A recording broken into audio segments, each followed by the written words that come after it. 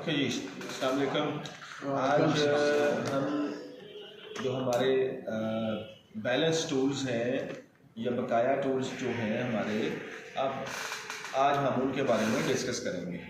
ठीक है, तो सबसे पहले हम लेते हैं कुछ कंबाइंड टूल्स जो हैं वो अभी बैलेंस हैं, जिनको हमें जो है वो डिस्कस करना ज़रूरी है। ठीक है, तो उनमें सबसे पहले हम लेते हैं नाइफ़ कटर। तो आज का आपका जो पहला टूल्स है यानी कि 22 नंबर्स, इससे पहले हमने डिस्कस किए हैं कितने नंबर टूल्स? इससे पहले हमने जो डिस्कस किए हैं 21 किए थे। ठीक है, तो अभी ये जो उसके साथ अगर मिलाएंगे तो ये हमारा 22 नंबर टूल हो जाएगा नाइफ कटर। तो ये नाइफ कटर जो है इसका इस्तेमाल इलेक्ट्रिशियन भी करता है। इलेक्ट्रिशियन कब करता है? अपनी केबल के ऊपर से इंसुलेशन को रिमूव करने के लिए। इसके ऊपर से इंसुलेशन को रिमूव करने के लिए तो वो इस तरह से कट लगाता है और बाद में ऐसे एक कट लगा के तो वो खोल उसका उतार देता है। तो इंसुलेशन रिमूव करने के लिए इलेक्ट्रिशियन इस्तेमाल करता है। और जो प्लम्बर जो हॉट वर्क पाइप होते हैं, कूल्ड वाटर वाले पाइप होते हैं, तो उनके ऊपर इंसुलेशन वगैरह होती है, तो उनकी इंसुलेशन काटने और लगाने के लिए भी इस्तेमाल करते हैं। इसी तरह से चिल्ड वाटर वाले पाइप फिटर जो हैं वो भी इसका इस्तेमाल करते हैं, स्टिकर काटने के लिए या इंसुलेशन काटने के लिए इस्तेमाल करते हैं। फिर डेक्टमैन और इंसुलेटर भी इसका इस्तेमाल करते हैं इंसुलेशन वगैरह कटिंग करने के लिए। ठीक है, तो नाइफ कटर ये हमारे टूल का हिस्सा है। तो इसको सारे डिपार्टमेंट के लोग ही इस्तेमाल करते हैं नाइफ कटर। ठीक है, उसके बाद हमारे पास आ जाती हैं फाइल्स यानी कि रेती। फाइल को हमारी ज़बान में जो है, उर्दू ज़बान में हम उसको कहते हैं रेती, तो इंग्लिश में उसको कहते हैं फाइल्स। तो फाइल्स के अंदर हमारे पास दो किस्म की फाइल जो है वो हम मोस्टली जो है हम यूज़ करते हैं। कौन सी? एक होती है हमारे पास राउंड फाइल और एक होती है हाफ राउंड फाइल। यानी कि जो हाफ राउंड फाइल होती है हमारे पास, उसकी एक साइड होती है फ्लैट बार फाइल और दूसरी साइड उसकी होती है हाफ राउंड फाइल। और एक तीसरे नंबर वाली जो फाइल होती है वो मुकम्मल तौर पे राउंड होती है। मिसाल के तौर पे ये है हमारे पास फाइल। ठीक है, तो ये फ्लैट बार फाइल है। तो जो हाफ राउंड होती है उसकी एक साइड ये फ्लैट होती है, दूसरी साइड हाफ राउंड होती है। ठीक है, उधर प्लम्बर वाले सेक्शन में हमारे पास अवेलेबल है, मौजूद है। ठीक है, और ये वाली जो फाइल होती है ये मुकम्मल तौर पे राउंड फाइल होती है। ठीक है, तो इनका इस्तेमाल जो है, ये जो फाइल है इसका ज़्यादातर इस्तेमाल प्लम्बर करता है। कौन करता है? प्लम्बर। यानी कि अपनी पीवीसी और यूपीवीसी के पाइप को लगाने के लिए वो पाइप के सरफेस को और फिटिंग के इंटरनल हिस्से को जो है वो रफ करता है।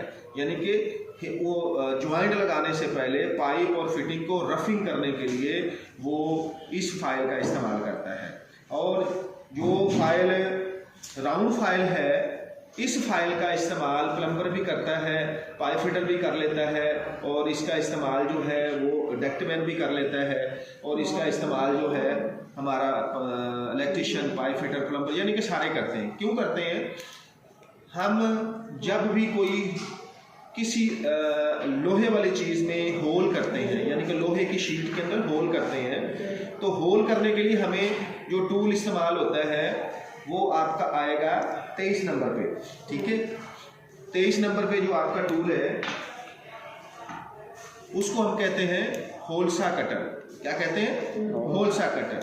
23 नंबर पे जो आपका टूल्स है उसको हम क्या कहते हैं? होलसा कटर। तो ये होलसा कटर है, ये इसके अंदर बिट है, ये इसका कटर है, ये इसका पीछे का सिस्टम है, पूरा सेट होता है ये होलसा कटर। ठीक है, तो इस होलसा कटर को जो है हम इस्तेमाल करते हैं। प्लाईवुड है हमारी, लकड़ी की प्लाई है, उसके अंदर हमने अगर सुराख करना है कोई लॉक वगैरह लगाने के लिए, ठीक है, तो वहाँ पे हम इसको यूज़ कर सकते हैं। उसके बाद हमारी इलेक्ट्रिशियन की डीबी है, डीबी के अंदर नीचे से केबल लेके जानी है, ऊपर से भी लेके आनी है, नीचे से लेके जानी है, दोनों साइडों से केबल को अंदर दाखिल करने के लिए हमें सुराख की ज़रूरत होती है।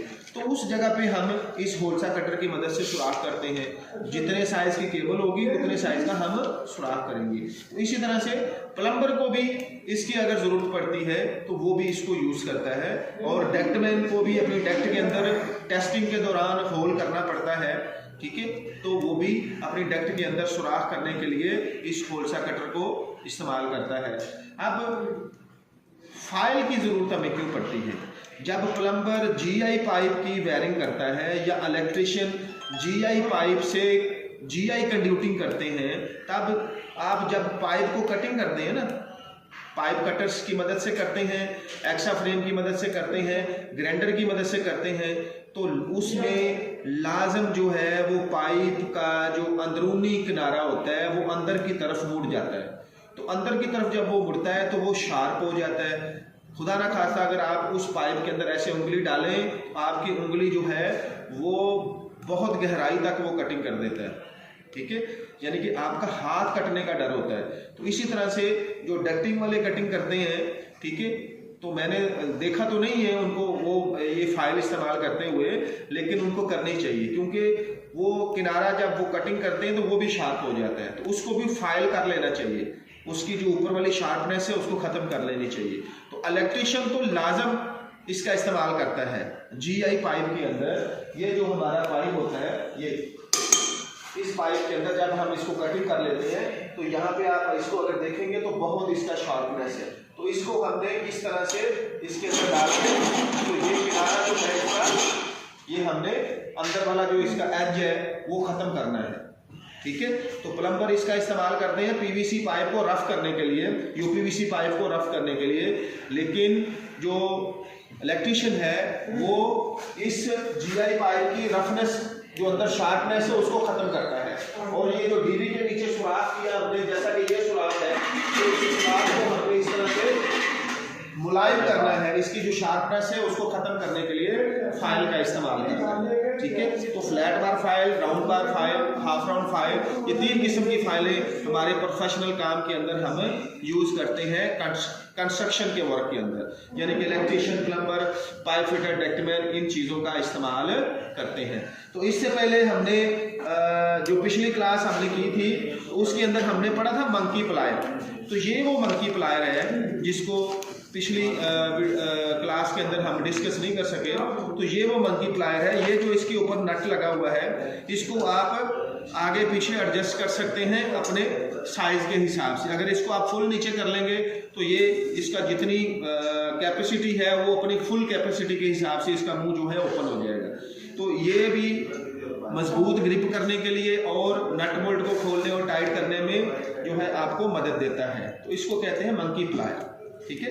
तो इसके बाद एक टूल है आपका, ये मंकी प्लायर अभी लिखने की जरूरत नहीं, आपने पहले लिखा हुआ है, ठीक है। तो अभी 23 नंबर पे थे हम, तो अभी हम आएंगे 24 नंबर पे। 24 नंबर पे हमारे पास होता है steel wire cutter, steel wire cutter. तो ये भी तकरीबन हर बंदे के टूल का हिस्सा है। तो इसकी मदद से हम जो है वो वायर स्टील जो होती है, स्टील की लोहे की तार को जो है वो कटिंग करते हैं। अब लोहे की तार का इलेक्ट्रिशियन कहेगा कि मुझे क्या काम है, इलेक्ट्रिशियन इसको इलेक्ट्रिकल की वायर काटने के लिए भी इस्तेमाल करते हैं। इलेक्ट्रिकल की वायर को कट करना, उसकी इंसुलेशन को रिमूव करने के लिए भी इसको इस्तेमाल करते हैं। लेकिन अब इसके साथ अगर तो कोई कारीगर बंदा है तो वो समझ में आता है, अगर इसके साथ आप वायर की इंसुलेशन को रिमूव करते हैं तो बहुत ज़्यादा चांसेस हैं कि आप उसके अंदर जो कंडक्टर है उसकी वायरनेस को भी डैमेज कर सकते हैं, ठीक है। यानी कि उसके ऊपर जो पॉलिश की हुई है, जो वार्निश है, उसको भी आप डैमेज कर देते हैं। तो लिहाजा इसको स्टील वायर की हद तक आप रखें, यानी कि लोहे की तार अगर कहीं पे आपने टेम्परेरी कोई बांधनी है कोई चीज़, तो उसके लिए आप यूज़ कर सकते हैं, या तो केबल टाई काटनी है तो उसके लिए यूज़ कर सकते हैं, ठीक है। तो इसका इस्तेमाल pipe fitter, plumber, electrician, ductman, insulator सब लोग करते हैं, ठीक है। तो इसको हम कहते हैं स्टील वायर कटर। तो ये भी आपका कंबाइंड टूल्स है, उसके अंदर आता है। उसके बाद हम देखेंगे नंबर 25 पे चीज़ल।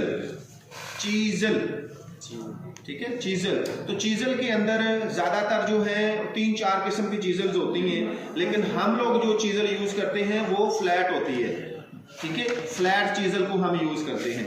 हम डायमंड चीजल या दूसरी वो 3-4 किस्म की और चीजल्स हैं उनको हम यूज़ नहीं करते।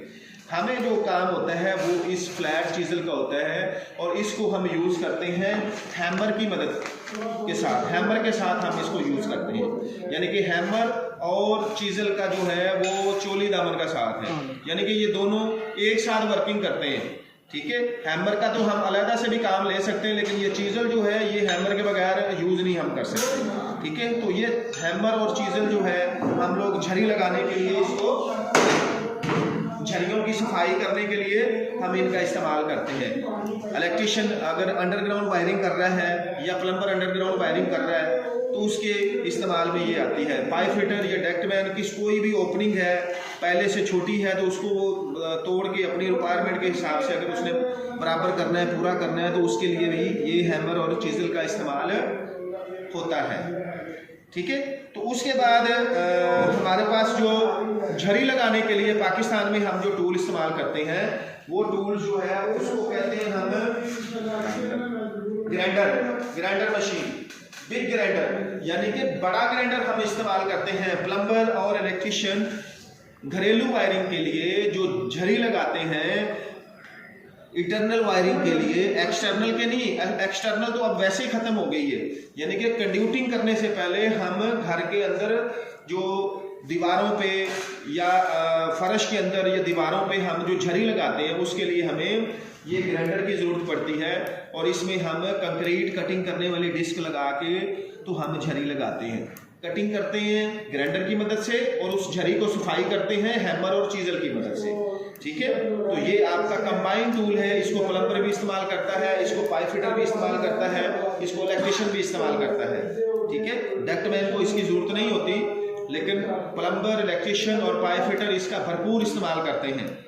प्लम्बर और इलेक्ट्रिशियन झरी लगाने के लिए इस्तेमाल करते हैं और जो पाइप फिटर है वो इस ग्राइंडर का इस्तेमाल अपने पाइप की कटिंग करने के लिए, ग्राइंडिंग करने के लिए, बेवल बनाने के लिए वो भरपूर इस्तेमाल करता है। अपनी जो है वो पाइप फिटर का जो चिल्ड वाटर का पाइप है या फायर फाइटिंग का पाइप है उसकी सपोर्ट वगैरह बनाने के लिए इसका भरपूर इस्तेमाल करते हैं, ठीक है। तो ये जो बड़ा ग्राइंडर है इसकी जो डिस्क का साइज होता है वो 7 इंच वाला ग्राइंडर होता है और 9 इंच वाला ग्राइंडर होता है।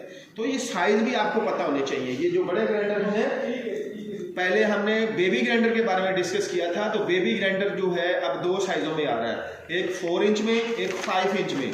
4 और 5 इंच तक बेबी ग्राइंडर है। उसके बाद बिग ग्राइंडर के तौर पे ये जो है आप इसको पढ़ेंगे, यानी कि बड़ा ग्राइंडर जिसका साइज 7 इंच और 9 इंच है, ठीक है। 7 इंच और 9 इंच की डिस्क लगती है, उधर हमारे पास डिस्प्ले पे लगी हुई हैं डिस्कें वो, तो वहाँ से भी आप जो है इसकी वेरिफिकेशन कर सकते हैं कि कौन सी डिस्क 9 इंच की है और कौन सी 7 की है, कौन सी 4 की है, ठीक है। तो वो आप वहाँ पे देख सकते हैं। तो 3 किस्म की डिस्कें मैंने आपको बताई हैं। एक कटिंग डिस्क होती है बारीक वाली, और मोटी वाली जो होती है वो ग्राइंडिंग डिस्क होती है। उसके बाद फिर होती है मार्बल या कंक्रीट कटिंग डिस्क होती है, जिसकी वजह से आप झरी वगैरह लगाते हैं।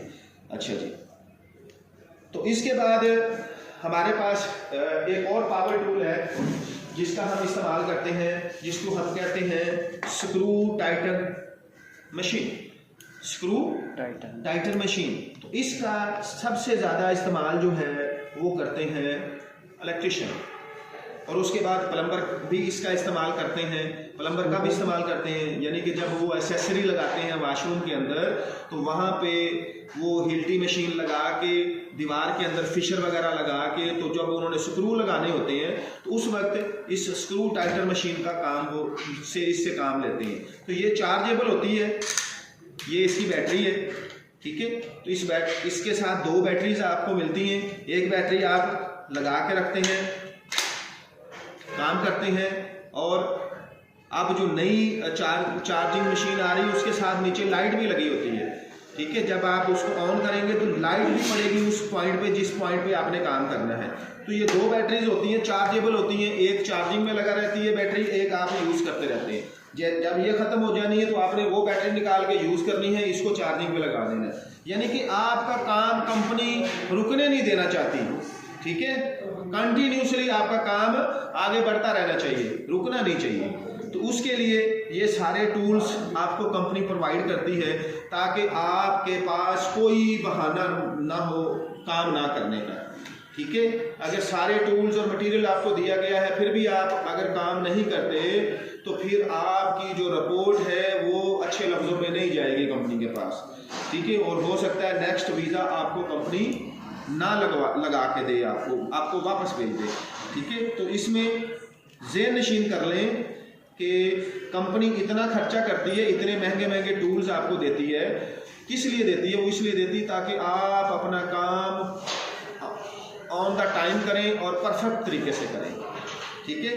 कोई बहाना नहीं है कि जी मेरे पास ये टूल्स नहीं था, मेरे पास वो टूल नहीं है, मेरे पास ये मटेरियल नहीं है। मटेरियल भी आपको पूरा देती है, टूल्स भी आपको मुकम्मल देती है, ठीक है। और फिर आपको सेफ्टी की रिक्वायरमेंट के लिए भी पूरा इक्विपमेंट आपको प्रोवाइड करती है। तो काम आपने टाइम पे करना है और सेफली करना है और परफेक्ट करना है, तीनों चीज़ें आपसे चाहिए कंपनी को, ठीक है। अच्छा जी, उसके बाद हम टूल कितने हो गए हमारे जी? 26 हो गए। तो 27 नंबर पे हम हैंड सा, ये एक टूल है हमारे पास, हैंड सा यानी कि हाथ वाली आरी, वुडन सा भी इसको कह सकते हैं आप, यानी कि लकड़ी काटने वाली आरी। तो ये जो आरी है इसका हम इस्तेमाल करते हैं, इलेक्ट्रिशियन भी इसका इस्तेमाल करता है, पाइप फिटर भी प्लम्बर भी इसका इस्तेमाल करता है, पाइप फिटर लोग भी कर सकते हैं, और इधर इंसुलेटर भी करता है इसका इस्तेमाल। क्यों करता है? इंसुलेटर और पाइप फिटर तो इसका इस्तेमाल करेंगे किस लिए? इंसुलेशन को कटिंग करने के लिए। जो ग्लास वूल इंसुलेशन होती है पाइप पे लगाने के लिए, उसको काटने के लिए ये वाली जो वुडन सा है या हैंड सा है इसको इस्तेमाल करते हैं। लेकिन जो प्लम्बर है वो इस वुडन सा का और इलेक्ट्रिशियन जो है वो इसका इस्तेमाल करता है अपने पीवीसी के बड़े साइज के पाइप को काटने के लिए। क्योंकि छोटे साइज का जो पाइप होता है उसको आप हेक्सा मशीन से कटिंग कर लेते हैं, हेक्सा फ्रेम से काट लेते हैं। लेकिन जब बड़े साइज का पाइप आता है तो फिर हेक्सा फ्रेम का जो ब्लेड है वो जब कटिंग करके नीचे जाता है तो उसका जो ऊपर वाला फ्रेम है ना वो उस पाइप के ऊपर आके अटक जाता है, तो उसको फुल कटिंग नहीं कर सकता वो। यानी कि आप ये कह लें कि 1.5 इंच से लेके पीवीसी का जो पाइप है आप 1.5 इंच से लेके 2 इंच तक जो है हेक्सा फ्रेम से काट सकते हैं। लेकिन जब आपका size 3 inch, 4 inch, 5 inch, 6 inch, ऊपर 8 इंच तक जाता है, 10 इंच तक जाता है, तो उस पे जाके आप को फिर ये वाली जो आरी है ये इस्तेमाल करनी पड़ेगी, लकड़ी काटने वाली आरी, वुडन सा या हैंड सा इसको हम कहते हैं। तो लकड़ी काटने वाली आरी भी इसको हम कहते हैं, तो ये आपको इस्तेमाल करनी पड़ेगी। अब इलेक्ट्रिशियन ये अगर कहे कि जी मुझे इतने बड़े पाइप का क्या काम है, भाई आपका काम है, ठीक है। प्लम्बर का तो काम है कि उसने सेवरेज में वो पाइप इस्तेमाल करने हैं, गटर के लिए वो पाइप इस्तेमाल करने हैं। लेकिन इलेक्ट्रिशियन ने वही पाइप जो है, जो पीवीसी डक्ट पाइप है, वो उसने इस्तेमाल करना है अपनी मोटी केबलों के लिए। जब आप मोटी मोटी केबलें ज़मीन के नीचे से लेके जाते हैं, अंडरग्राउंड लेके जाते हैं, तो उस केबल को आपने मिट्टी में डायरेक्ट नहीं डाल देना, उसके लिए आपने पहले पाइप डालने हैं, ठीक है। तो आपने 1 पाइप, 2 पाइप, 3 पाइप, 4 पाइप को जोड़ना है आपस में, ठीक है, उनको ज्वाइंट करना है। फिर उनके अंदर ज्वाइंट करने से पहले रस्सी डाल लेनी है आपने, रोप, मोटी रस्सी डालनी है। मोटी रस्सी डालने के बाद वो एक मेन होल में उसका एक सिरा उधर से दीवार में फिक्स हो जाएगा, दूसरे मेन होल में दूसरा सिरा फिक्स हो जाएगा, तो मेन होल भी बनेंगे। तो आपका जितना लंबा रूट होगा उतने लंबे रूट के लिए उसके अंदर 3 या 4 या 5 मेन होल भी बनेंगे, ठीक है। 10-10 मीटर की, 15-15 मीटर की दूरी पे जो है आपका मेन होल बनेगा, ठीक है। आम फुटों में अगर आपको बताऊं कि 20-20 फीट की दूरी पे, 20-20 फीट की दूरी पे या ज़्यादा से ज़्यादा 30 फीट की दूरी पे आपका एक मेन होल भी बनेगा। क्यों बनेगा? क्योंकि वो जो पाइप आपने नीचे डाले हैं, डक्ट पाइप जो आपने डाले हैं, उनके अंदर जब आप केबल खींचेंगे तो आप 100 फुट लंबी या 50 मीटर लंबी जो है केबल एक ही दफ़ा नहीं खींच सकते।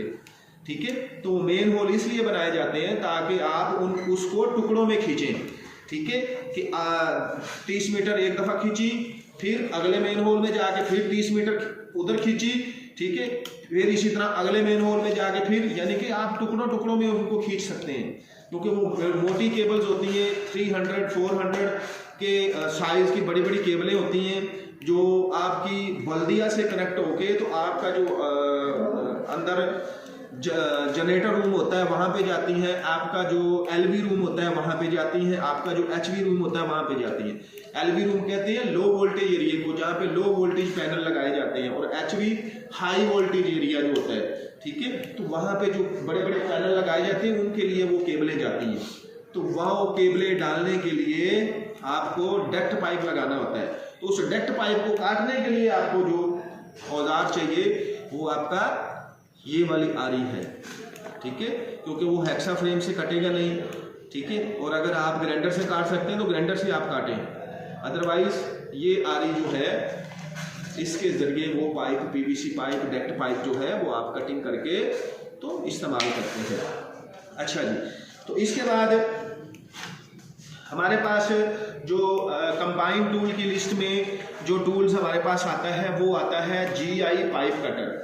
अब जीआई पाइप कटर का काम जो है वो प्लम्बर भी करता है और इलेक्ट्रिशियन भी करता है। इलेक्ट्रिशियन करता है एक्सटर्नल वायरिंग के लिए, यानी कि ओपन वायरिंग जो करता है ना वो, उसके लिए वो जीआई पाइप का इस्तेमाल करता है। किसका इस्तेमाल करता है? जीआई पाइप का। अब सऊदी अरेबिया में उसी जीआई पाइप का नाम उन्होंने रखा है ईएमटी पाइप, यानी कि electric metallic tube. Electric metallic tube यानी कि इलेक्ट्रिक के काम में इस्तेमाल होने वाली जो पाइप है उसको उन्होंने ईएमटी का नाम दे दिया है। अब उसकी फिटिंग भी चेंज कर दी है। जो पहले जीआई की वायरिंग हम करते थे तो उसको हम ओपन वायरिंग में इस्तेमाल करते थे, यानी कि उसको झड़ी मारने की जरूरत नहीं, दीवार के ऊपर ही लगा देना है हमने, ठीक है। तो वो ज़्यादातर जो है वो मैकेनिकल फ्लोर पे या इलेक्ट्रिकल फ्लोर पे जो है हम ओपन वायरिंग करते हैं, ठीक है। और प्लम्बर जो है वो गैस की वायरिंग करने के लिए जीआई का पाइप इस्तेमाल करते हैं। तो अब उस पाइप को लगाने का तरीका ये है कि सबसे पहले तो आपने उस पाइप को काटना है। तो काटने के लिए जो हमें टूल चाहिए उसको हम कहते हैं जीआई पाइप कटर। तो ये वाला जो जीआई पाइप कटर है इसकी मदद से हम अपना जीआई का पाइप भी काट सकते हैं, एमएस का पाइप भी काट सकते हैं, ठीक है। तो काटेगा कटिंग कितने साइज तक होगी? जितना इसकी कैपेसिटी है, यानी कि इसकी कैपेसिटी 2 इंच तक है तो 2 इंच के साइज तक ये पाइप कट कर सकता है। इससे बड़ा साइज का पाइप इसके अंदर फिट नहीं होगा तो कटिंग भी नहीं होगा, ठीक है। तो ये जीआई पाइप कटर का इस्तेमाल पाइप कटर भी करता है और प्लम्बर भी करता है, इलेक्ट्रिशियन भी करता है, ठीक है। इसी तरह से फिर कटिंग करने के बाद वो राउंड फाइल लेके उसके अंदर से हमने सफाई करनी है, अंदर का कचरा सारा साफ करना है, उसका शार्पनेस खत्म कर देनी है। उसके बाद फिर हमने लेनी है नेक्स्ट टूल, उससे अगला टूल हमने लेना है। वो कौन सा? ये डाई है हमारी, थ्रेडिंग डाई है। कौन सी डाई है?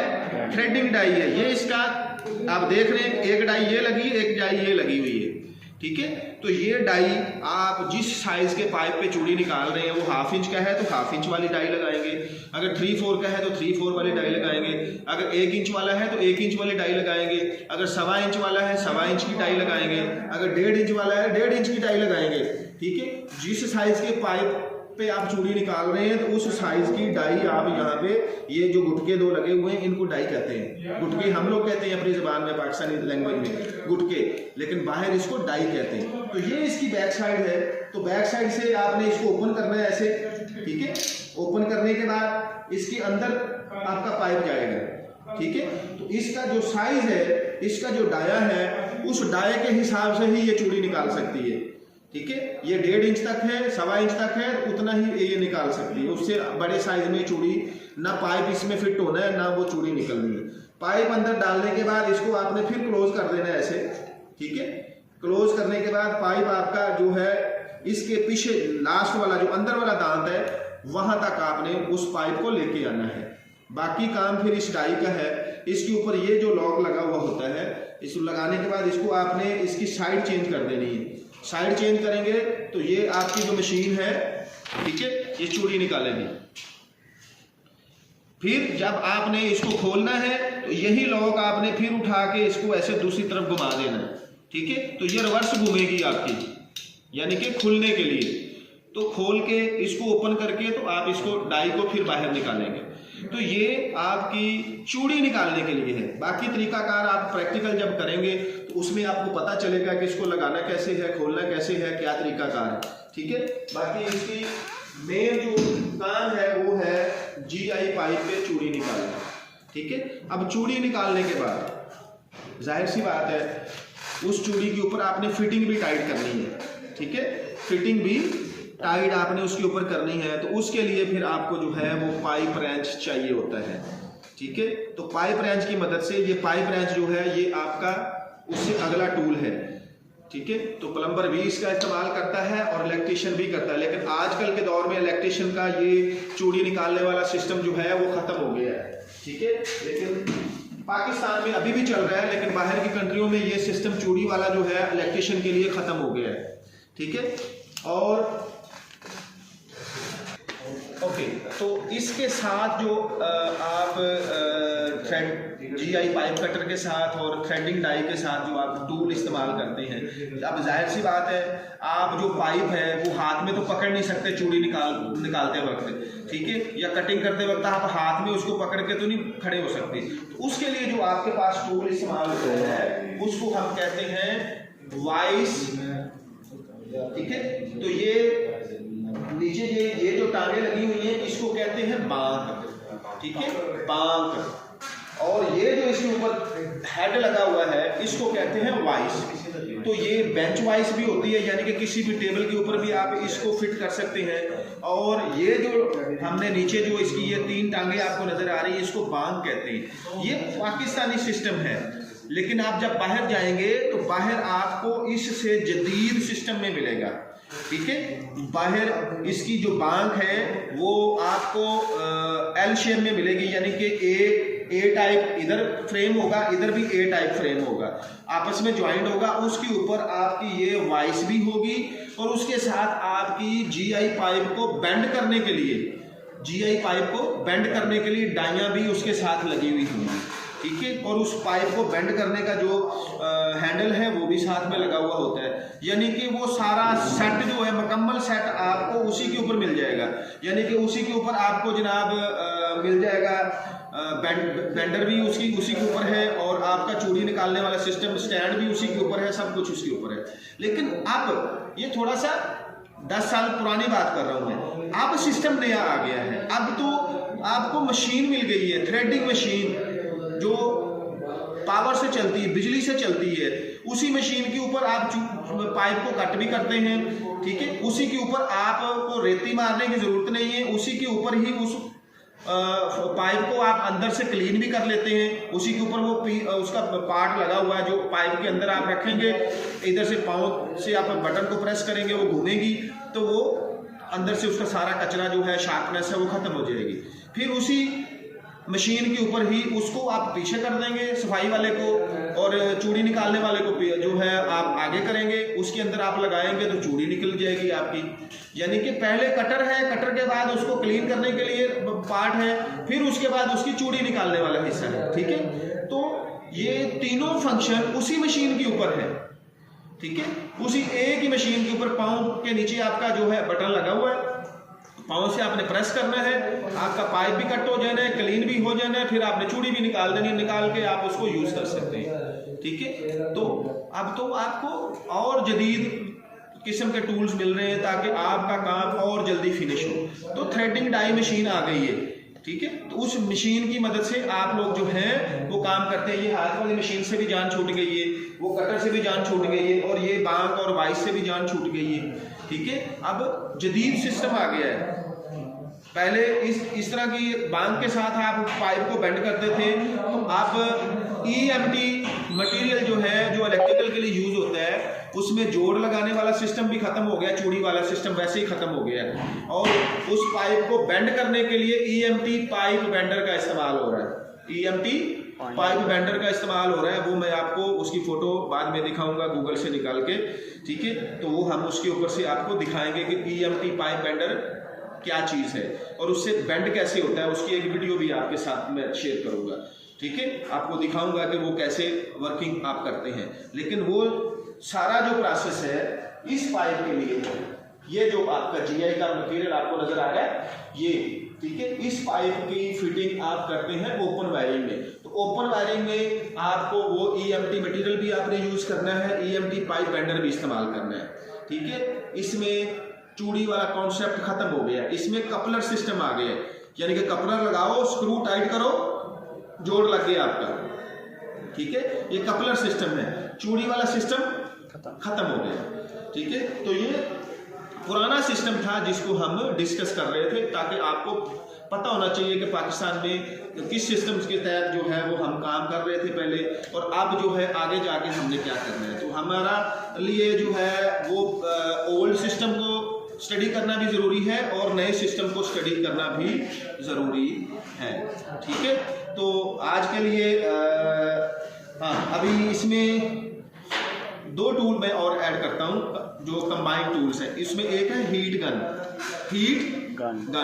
अब हीट गन आपने अक्सर देखी होगी कि कारों और मोटरसाइकिलों के ऊपर हम लैमिनेशन करवाते हैं, तो वो एक मशीन होती है उनके पास, वो गर्म हवा देती है उस लैमिनेशन को। देखिए ना, अक्सर आप लोगों ने मोटरसाइकिलों पे लैमिनेशन करवाई है आपने, तो वो जो मशीन होती है, वो जो गन होती है, ठीक है, उसका इस्तेमाल इलेक्ट्रिशियन करता है। किसके लिए करता है कि जब वो केबल के ऊपर ये केबल स्लीव लगाता है तो इसको श्रिंक करने के लिए, ठीक है, इसको श्रिंक करने के लिए वो हीट गन का इस्तेमाल करता है। उसके बाद ये रबर श्राउड है आपका, रबर श्राउड, इसको क्या कहते हैं, रबर श्राउड, इसके बारे में हम पढ़ने वाले हैं। तो ये केबल ग्लैंड है, केबल ग्लैंड को जब हम फिक्स करते हैं किसी भी केबल के ऊपर, और ये रबर श्राउड उस ग्लैंड के ऊपर हम फिक्स करते हैं। फिक्स करने के बाद इसको जब तक हम हीट गन की मदद से श्रिंक ना करें, ठीक है, हीट ना दें, तब तक ये उसके ऊपर फिक्स नहीं होता। ठीक है, ये उतर जाता है, तो इसको हीट देनी पड़ती है। ठीक है, तो हीट देने के लिए हम हीट गन का इस्तेमाल करते हैं। और प्लम्बर हीट गन का इस्तेमाल कब करता है, जब उसे 4 इंच के पाइप में या 6 इंच के पाइप में कोई लंबा बेंड बनाना हो, तो फिर वो उस पाइप के अंदर मट्टी को या रेत को फिल करता है, उसको दोनों साइडों से बंद करता है और हीट गन की मदद से उसको हीट दे के तो उसको बेंड करके अपना बेंड बनाता है। ठीक है, पहले वाला सिस्टम खत्म हो गया कि जनाब चूल्हा, गैस वाला चूल्हा रखो, नीचे आग जलाओ, ठीक है, और उसको आग से हीट करके तो उसको ऐसे करो, नहीं, अब वो गर्म हवा की मदद से उसको हीट देके आप जो है अपना काम चलाते हैं। तो ये आपका टूल है हीट गन। ठीक है, तो इलेक्ट्रिशियन अपना लिखेंगे, प्लम्बर अपना लिखेंगे। और उसके बाद आपका टूल है एयर ब्लोर। एयर ब्लोर ये भी पावर टूल है, बिजली से चलता है। हीट गन भी बिजली से चलने वाला टूल है, ठीक है, बिजली की पावर से चलने वाला है। तो एयर ब्लोर का क्या काम है, उसका स्विच लगाते हैं आप,